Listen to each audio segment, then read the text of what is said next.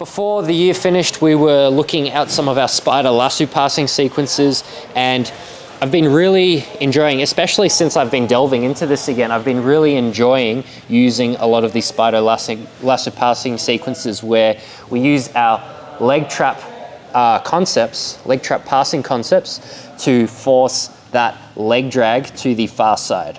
So our goal, we should think of what our very end stage goal is, which is passing towards the lasso side. Okay, so we're technically not going to clear the lasso, so we're not going to be looking at getting under the heel. We're not going to be looking at circling the hand, stepping on the shoulder. Instead, what we're going to be looking at is clearing the spider guard side first. So as always, make sure that you have some kind of attachment with the lasso side, because the lasso side is the one that's most prone to getting omoplated or triangles, okay? So what we're looking at is bringing our opponent's hips to face the spider guard side. Because if my opponent's hips kind of face towards the lasso side, it's not that my opponent can sweep me, but he can really keep me at bay here with this foot and bicep.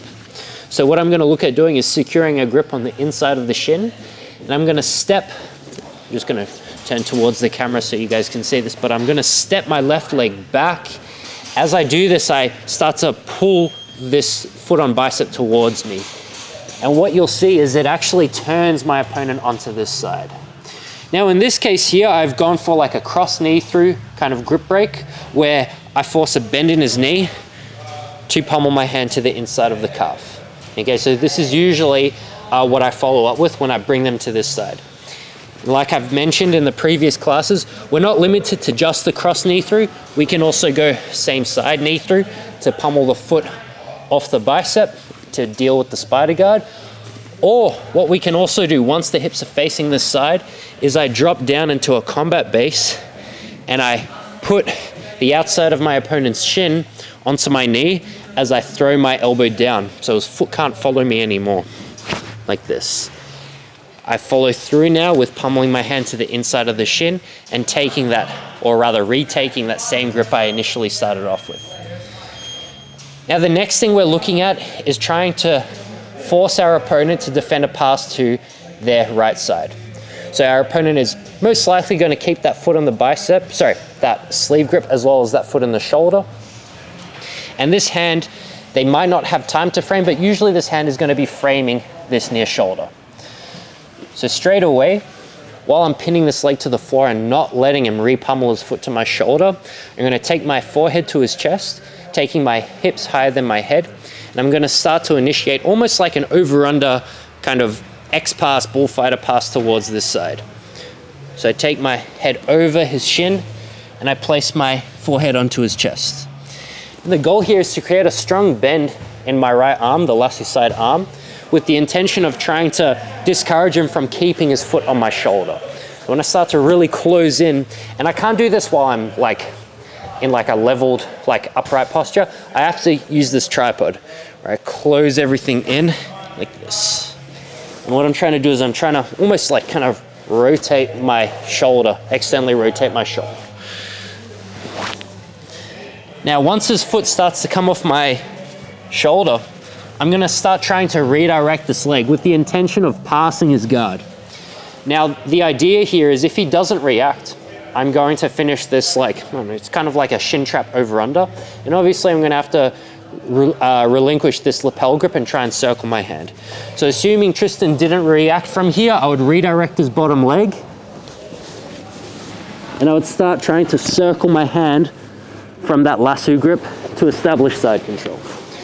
But most likely what's going to happen, very similar to our leg trap passing, is that, taking that sleeve grip again, most likely what's going to happen, once I start threatening the pass to Tristan's right side, his right hand frames my left shoulder and he's going to start to try and square up with me. Now I can make it really difficult for him to square up by constantly punching this leg away. And the more I punch this leg away, the harder it is for him to square up with me. So the next thing he might opt to do to, I guess, compensate for this is to take his shin past my center line, or rather more so his foot past my center line. And what this will do now is once his foot kind of sits in front of me like this, it becomes very hard for me to continue passing towards this side. Eventually, if I don't do anything, he can start to recover that bottom leg. So what we're looking at now is looping our spider guard side hand over the foot and walking all the way towards the lasso side. At this point here, I'm still keeping my grips. So now, just to keep things simple, we're going to look at two different ways of finishing this pass. This first finish is going to be a lot more basic and potentially not as high percentage. So I let go of the collar grip and I start trying to punch, or rather circle the back of my hand to his thigh as I continue to walk onto a knee on belly. Once I start to feel the tension in his grip like maxing out, so to speak, I'm gonna start to rip my hand out, and then I'm gonna look at settling into a knee on belly like this, okay, for my guard pass. So just again, first thing, anchor to the lasso side and take the sleeve grip. And obviously anchor to the spider guard side as well, gripping at the calf. It's very hard for us to deal with the spider guard side if our opponent's hips are square or facing the lasso side. So we're gonna look at taking the hips towards the spider guard side. I step back and I pull Tristan towards his, the side where the spider guard is on. In this case, I'm taking him to his right hip.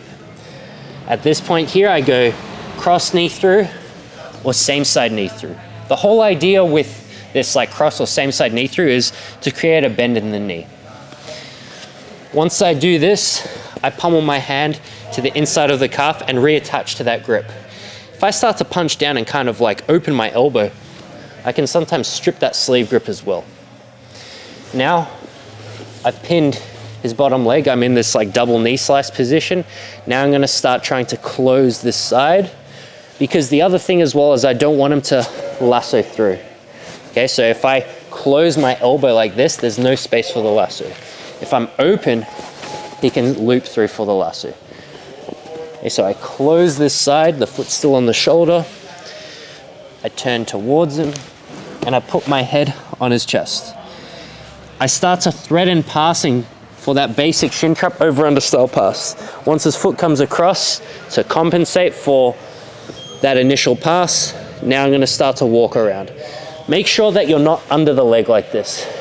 Make sure whilst keeping your grip that you're actually trapping his foot and kind of like closing your elbow like this, so that it's very hard for your opponent to actually free their foot. We're gonna stay postured, or rather we're gonna stay in that tripod, and I'm just gonna look at putting pressure on the sleeve grip by bringing the back of my hand and my knuckles to his hamstring. Once I feel that he can't hold on, I'm gonna start to pull my hand out. I'm gonna take the same side collar grip and I'm just gonna start to settle for a knee on belly, and we can also start to stretch this leg away as well. Right, so now we're going to look at a more higher percentage finish, but slightly a bit more complicated, or rather it's a bit more difficult to initially get the hang of. Now, a few things can happen here. Firstly, one thing that your opponent will look at doing is trying to bring this leg high and back onto your shoulder. And then as a result, once the foot hits the shoulder, they can start to pull this leg back out and go back to a normal foot on shoulder half lasso and potentially re-establish the foot on bicep.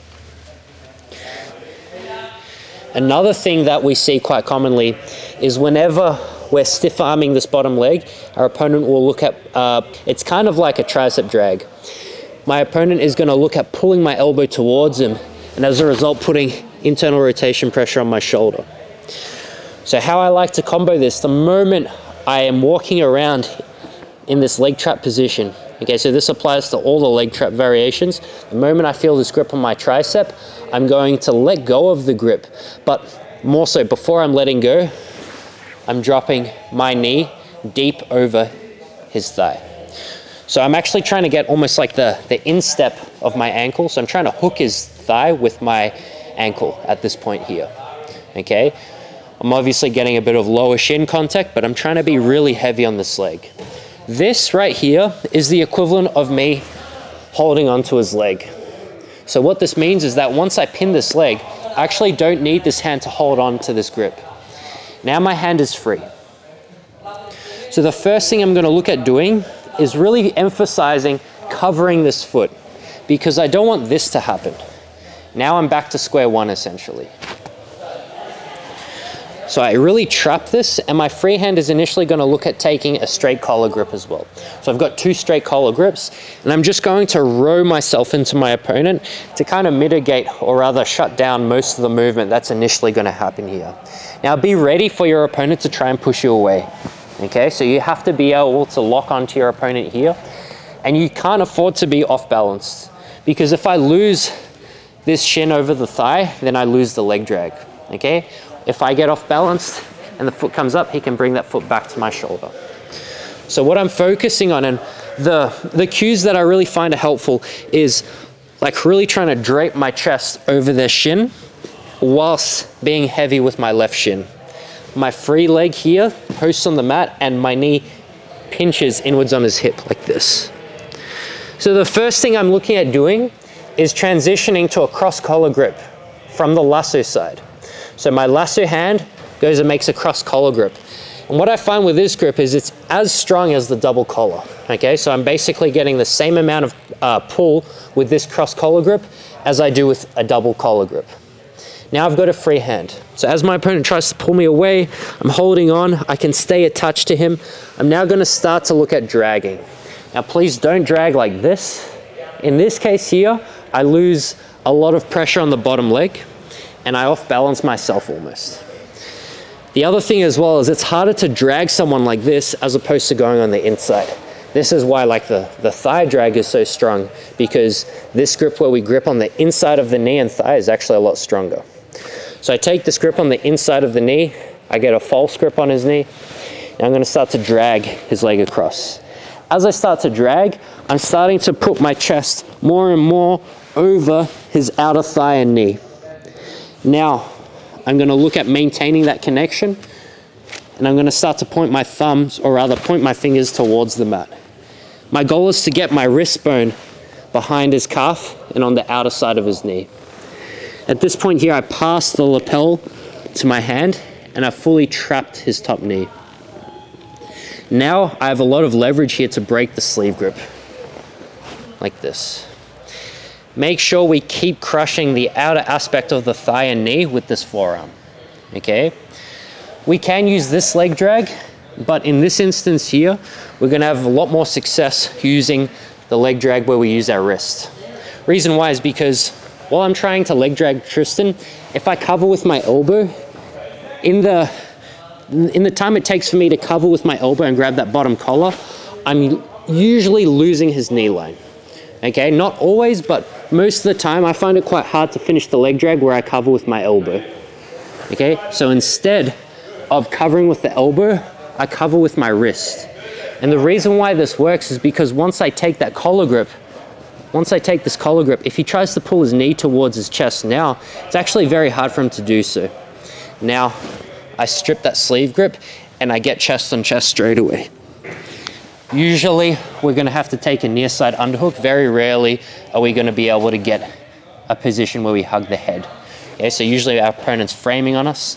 So we're trying to dig for that back of collar grip and shut down the frame and progress into side control. And again, this will usually result in a scramble for the back. So same way of dealing with the spider side, and we're still passing towards the lasso side, but instead of a bullfighter, we're going into a leg drag.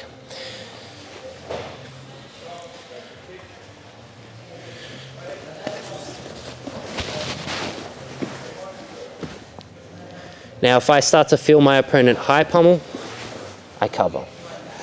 If he tries to tricep drag, I cover. Trap the foot first and get double collar.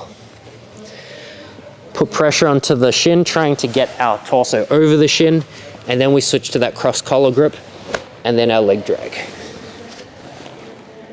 Also, keep contact on the knee the whole time. Don't let go to grab the collar. When I let go, his knee comes out. Instead, I keep pressure the whole time until I get that collar grip.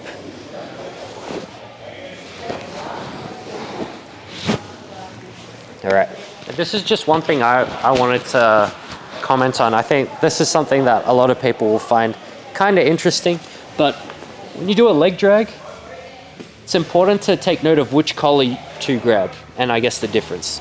So I'll just bring this up higher. So if Tristan, when he leg drags me, instead of grabbing my bottom collar, let's say Tristan decides to grab my top collar. Maybe this one's on my hip here. So this is a decent grip, but the thing is he's not fully covering my knee line. So if I frame away, bring my bottom leg back, and keep a bit of pressure, I can still start to invert out, okay? But, or rather like the main thing is with the top collar, sorry. Like it's easy for me to loop my leg over like this, granted that I use a Granby roll. But if he takes the bottom collar, and let's say I free my bottom leg from that pin, and I start trying to Granby roll out now, he's still covering my hips. So now when I try and Granby roll, it's really hard. Obviously, if I can slip my hips all the way past his elbow when I Granby roll, I can put pressure on his shoulder. But chances are he's gonna get to side control before I can do that. Whereas if he has that grip, that top grip, and I walk away now, my hips are so much more free to Granby roll through. You have to be wary of this when you leg drag. Don't grab the top collar, grab the bottom collar. Okay, there's obviously variations where if you grab the top collar, there's like shoulder lift variations, but it's harder to finish a leg drag with that top collar grip. All right, let's keep going. 3.